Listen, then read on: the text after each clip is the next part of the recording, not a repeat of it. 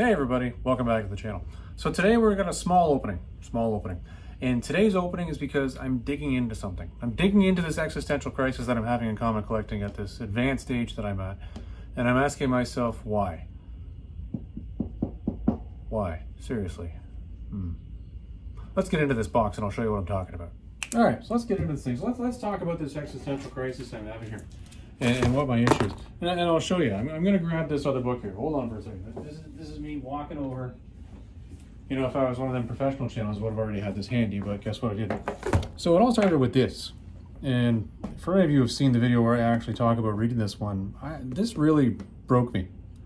Broke me to a large extent because, and I don't mean broke as in financially broke. It's not that expensive a book. It's what, $38.99 Canadian. I don't know why we get hosed so much in Canada on prices, but that's not the point.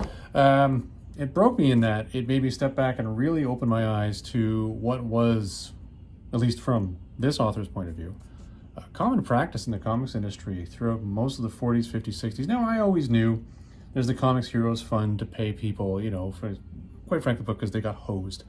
But it's systemic. And the fact that really the king of comics, Jack Kirby, was systemically hosed time and time again in this book just broke me.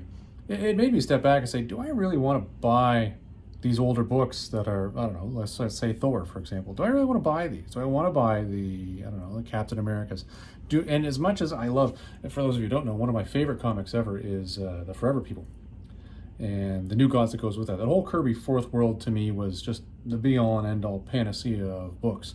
But it really hurts me now in that, do I want to continue buying these things knowing that Jack was basically just getting hosed the entire time he was doing it? His editors were just effing him over.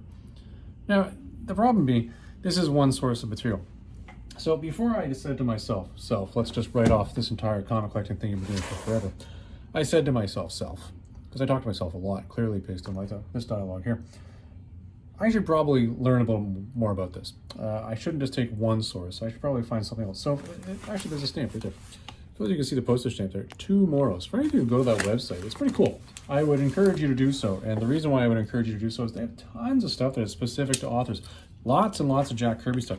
For anybody who's ever picked up the Jack Kirby Collector fan magazine, which I encourage you to do, it's got great articles about Jack's work, the people he worked with, some of the things that he thought at the time, and it's really eye-opening. It's really eye-opening seeing some of his sketches that are just not published, that you don't have. Because I don't have bajillions of dollars. I can't go out and buy all of Jack's original artwork. I don't know. Who would have the money to do that? Elon Musk, if you're watching, maybe you want to go do that. But you can't do that. It's just too expensive. So it's good to buy that magazine, and it's interesting reading the articles and seeing how things were going. So, Tomorrows is the publishing house, I believe. Am I saying that correctly? Is the publishing house? It might not be the publishing house. It might just be the people who are distributing it. But go to their website and check it out. The reason why you'll do so is because they have tons of Jack stuff, and they have tons of stuff that are specific to other writers as well. You can pick down on the left where it shows you, oh, look, here's all the stuff I want to about other people. So what I bought here was something that was the follow-up to this, or more correctly, the, hey, let's get some additional information to go with this. And it's this. Kirby and Lee Stuff Set Expanded Second Edition.